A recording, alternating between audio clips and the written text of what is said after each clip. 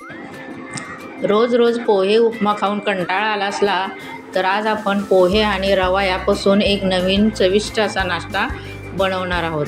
तर त्यासाठी 1 वाटी पोहे घेतलेले आहेत मी आणि रवा अर्धा वाटी घेतलेला आहे. हा रवा अर्धा वाटी त्याच मापाने आपण पोहे घेतलेले आहेत. तर पोहे स्वच्छ धुवून घ्यायचे, जास्त पाणी ठेवायचं नाही पोह्यामध्ये. पोहे स्वच्छ धुवून घेतलेले आहेत. त्याच्यामध्ये आपण रवा मिक्स करणार आहोत.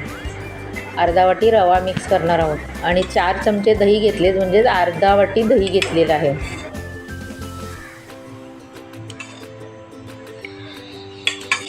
हे दही पण आपण त्याच्यामध्ये मिक्स करणार आहोत आणि एक 10 मिनटं तरी आपण झाकण ठेवून बाजूला ठेवूया.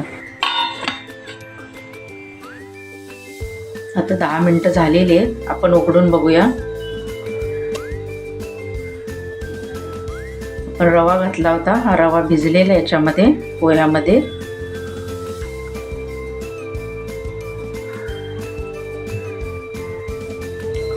मीठ आणि थोडीशी हिरवी मिरची आहे वाटलेली, ती घातलेली मी.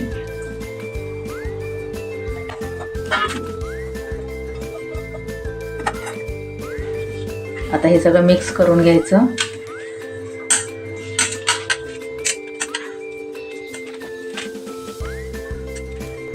असा एक त्याचा गोळा बनवून घ्यायचा, मळून घ्यायचा एकदम. पण पीठ मळतो तसं. हे बघा, पिठाचा गोळा बनतो आपला तसा हा गोळा असा बनवून घ्यायचा, मळून घ्यायचा. नंतर थोडासा तेलाचा हात घ्यायचा, हाताला चटकू नये म्हणून. छोटी छोटी गोळी करून घ्यायची.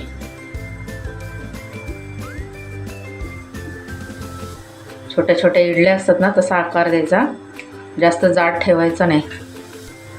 करायला खूप सोपी आहे. रोज रोज पोहे खाण्यापेक्षा हे नवीन प्रकार करून एकदा तुम्ही बघा, तुम्हाला नक्की आवडेल आणि पटकन होतो.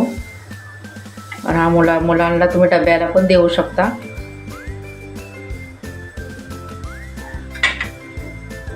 हे बघा, हे असे गोळे करून घ्यायचे सगळे.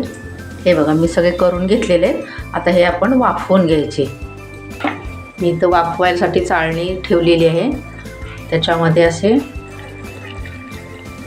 आपण मोदक वाफवतो तसे हे वाफवून घ्यायचे. असे खायला पण खूप टेस्टी लागतं ते.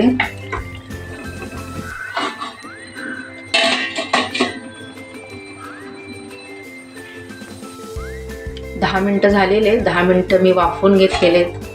आता हे वाफवून झालेले आहेत. आता हे पूर्णपणे थंड करून घ्यायचं. एक छोटा चमचा तेल घेतलेलं आहे. त्याच्यामध्ये आपण राई घालूया, कढीपत्ता, चिमूटभर हिंग घालूया आणि आपण वाफवून घेतलेलं आहे ते घालूया. थोडंसं लाल तिखट, आपण करताना हिरवी मिरची वापरलेली आहे त्यामुळे जास्त नाही तिखट वापरायचं, जास्त तिखट होईल. थोडीशी हळद,